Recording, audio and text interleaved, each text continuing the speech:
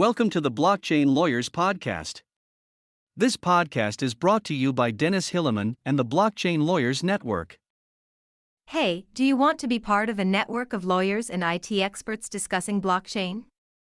Do you want to learn about blockchain and law? Then join the Blockchain Lawyers Network for free. Go to www.blockchainlawyersnetwork.com and be part of a great community. This is an article by Dennis Hilleman, published on Medium. If you wish to share your articles on this podcast, please contact Dennis. Of course, you will be named as the author in the podcast and in the show notes. Protecting Civil Rights in Digital Capitalism. By Dennis Hilleman. Regulating Facebook, Twitter, and other social media platforms is not about cutting freedom. It's about saving it. For the benefit of all, including the companies themselves. There's a growing feeling that something is going deeply wrong with digital capitalism. When I was a kid, one of my classmates wrote something plain stupid and illegal on a public school wall. He wasn't a bad kid. It was just one of these things boys do when they're young and feel as if they own the world, and it came out in a moment of pure boyish, dumb, courage. There was a lot of fuss, the police came, his mother came around, crying, and the principal of the school had a long talk with him. It taught him, but also us as his close friends, a good lesson. The memory stuck with me. It made me realize how bad it is to write something stupid in public, and how hard the consequences can be, even if you're just 12 years old. I'm sure many who grew up in the 80s and 90s have such stories in their mind. And today? We live in a world that anyone can write something stupid on public walls, and the whole world can come by and read it or watch the action, and it feels as if there are no consequences. The walls are not school or mall walls anymore. The walls of today are Facebook, Twitter, Instagram, or any other major social media platform. It's just, there's no police coming by to clean that wall. No principal is sitting down and talking with you. The worst consequence, so it seems, is that you might leave the wall for a little while, until you create a new email in 5 minutes to be back in. And the victim has to endure the comment and others, again and again, no wall cleaning. No public authority is putting things back in order. That's Facebook, Twitter, and Instagram. They want people to write on the wall, it's their business model. And there's no public paid and sworn in principle around to keep everyone in order and thinking about the victim's rights. Christchurch is shooting live on Facebook. A fake video of Pelosi spread on the same platform. Hate and racial comments on social media by a minority after the murder of a German politician who spoke friendly about refugees. We all notice, voluntarily and involuntarily, a lot of content on social media platforms that just don't feel right.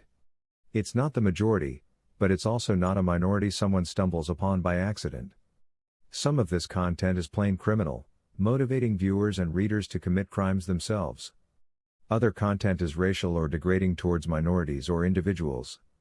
And it's all free, widespread, available 24/7.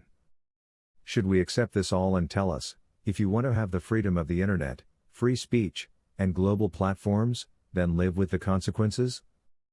No, we should not. And those of us believing in the strength of our democratic constitutions and thus the role of the state in our society should not. Our democratic system demands a different approach. A brief approach to civil rights in a constitutional state. Thomas Hobbes, who fought for the theory of absolutism in the 17th century, underlined that the state's main, or only, task is to secure the life of its citizens against internal and external foes.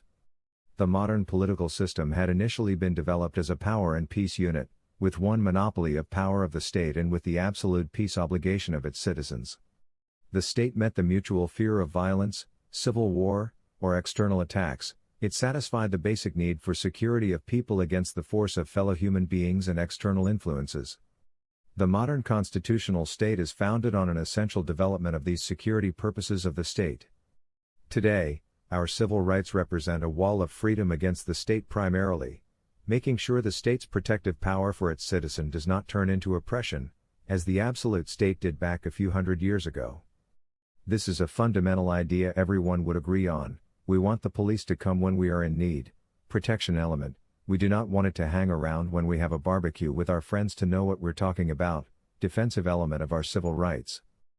There are many reasons why the modern democratic state has not found proper regulation for the larger, globally acting media companies.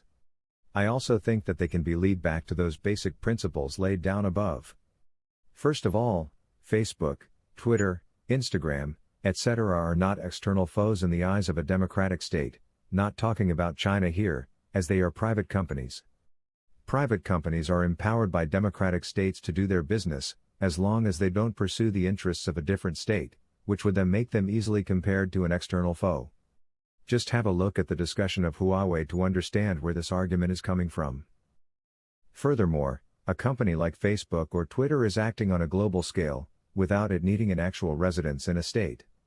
It is hard for national legislation to address a company that is not based in that country. The power of the state theoretically ends at its borders. The second reason for hesitation for regulation comes with the principle of freedom laid down above. Historically, this freedom is the freedom of a private individual against the state. The German Constitution, for example, states in Art. 1 par. 3 that the civil rights laid down in it are binding for all public institutions. It's a classic approach: we defend our civil liberties against the state and its institutions, against its monopoly of violence as explained earlier. Facebook is not a public institution, therefore it might seem as the protection of civil rights might not be the main task of our governments. However, this is, of course, not true. The state must protect our civil rights. In digital capitalism, new threats to our civil rights arise. Unlike 30 years back, they might not come from our state and its institutions. They might come from other countries, for example, fake news created by the institutions of other nations. Even more so, they might come from private companies or organizations or other individuals. Fake news and insults might stress our pride or even our financial, mental and physical well-being on social media platforms. Our religious beliefs and our heritage get badmouthed by racism in comments, our freedom of speech endangered by algorithms, for example, by Twitter blocking us without informing us. Must the state act to protect our civil rights against other states, against companies and other individuals? The basic answer is simple: yes. The rule of law must apply to all aspects of our life, including the content offered and distributed on social media platforms. Just because Facebook is the product of a market economy of a democratic state, it does not mean that this reality of ongoing threats to our civil liberties is accepted by the Constitution. On the contrary, do not confuse the idea of a democratic state with the concept of constitutional state. The democratic state might be a non-constitutional state and vice versa. Only when both work well, there's a guarantee for our freedom to be secured. The rule of law must apply to all aspects of our life, including the content offered and distributed on social media platforms. The rule of law has a dual function as a guarantor of freedom on the one hand and security in the other, narrower and most elemental sense. The security purpose of the state, with its monopoly of force, must guarantee peace and security, but not against the liberal, state-limiting and freedom-promoting use of the rule of law. To secure this rule of law and therefore to secure our civil rights, the state is obligated to defend our civil right also in a context that is not state-driven, meaning in the context of social media and other internet platforms that endanger them. Here's where the two layers of freedom of the individual and its right to be protected come into play. The first layer is the classic line of defense against the state. The second function of civil liberties is that they are elementary principles of our society, so to speak, the common ground on that we all live on together, regardless of gender, heritage, age, sexual orientation, religion and so on. Our civil rights express a supreme power, our common good on that we all can agree on despite our political and economic interests. Therefore the state is forced to protect this common good against severe endangerment. If Facebook, Twitter, and Instagram create such threats, the state must act against them, to protect the common ground of civil liberties our societies are standing on. The regulation does not endanger freedom, it must contain it. Understanding this, it becomes clear why regulation of social media platforms such as Facebook, Twitter, Instagram, and similar is not an endangerment to the freedom of the Internet. It is on the contrary necessary to save the freedom of the Internet. If we decide to leave the treatment of civil rights on the internet to globally acting corporate firms or NGO, which are not subject to the defense power of the civil liberties against the state, we decide to give up our civil rights to the power of the stronger user. If we let Facebook define which posts it erases, if we let Twitter determine what user is blocked and which is only hidden, we're harming our constitutional principles. The freedom of our civil rights, which always also imply the protection of the minority and the individual against the majority or stronger individuals, will be let go. If we all agree on that the civil rights are a common good and that the state must protect this common good even in spheres that are not state-driven, we can agree on that a regulation of Facebook, Twitter and company is necessary for the common good, to protect freedom and not endanger it. Civil rights that get into a conflict must be balanced by legislation. Also, and this case has not been argued yet, even Facebook, Twitter and company might be highly interested in such a regulation, and not only the kind of interest that is driven by sheer marketing and PR interests. The current development hints for me at either breaking up these companies or endangering their business models by hard regulation. While I know that authors like Michael K. Spencer, who I personally very much appreciate, would support this approach, I can't follow this idea. We must accept that Facebook and Co., its owners, its employees, and its users also have civil rights to be protected. Our constitutions do not work on the idea of the winner takes it all, at least not if they are democratic liberal constitutions. The idea is balance.